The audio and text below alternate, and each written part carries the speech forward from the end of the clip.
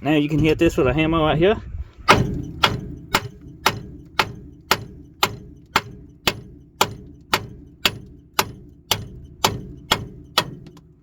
Just like that. And I'll show you how to install the new one. This one's pretty tight. This top one, that's the one that was bad. This bottom one probably would have lasted a bit longer. We got them new, so might as well change them while we're in here. And that's the part number on these ball joints right here. But you can just buy the kit, you don't have to worry about that. This ball joint was made in 24, so ain't that old. So before you even attempt driving this in here, yeah, we're going to drive it in with a hammer and some pressure. Take your rubber boot off.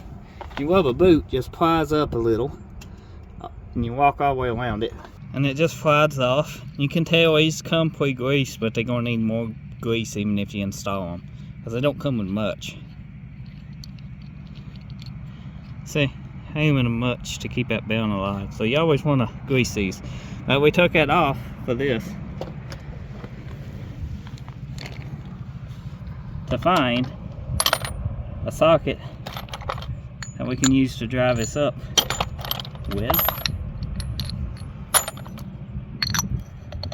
That one will work perfect. That one almost will work perfect. So what we have to do,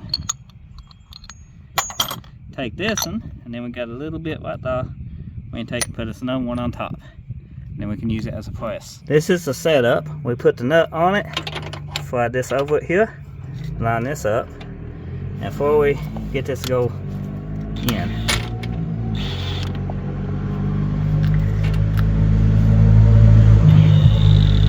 put a little push on the arm. Not too much, because you on the jack stand and stuff. Now we got everything, we're going to tap it in. And then as we tap it down,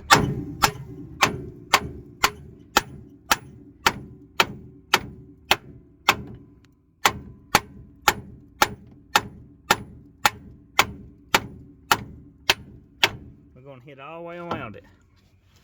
And you can see we're going up.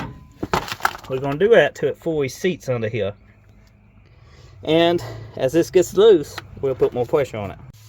Be mindful, put your thing, your grease fitting, facing where you can get to it. When you get this together, you want to grease it. Now we got everything seated. You can check all the way around it. Make sure it's flush. If you found it helpful, drop a like, leave a comment, get subscribed.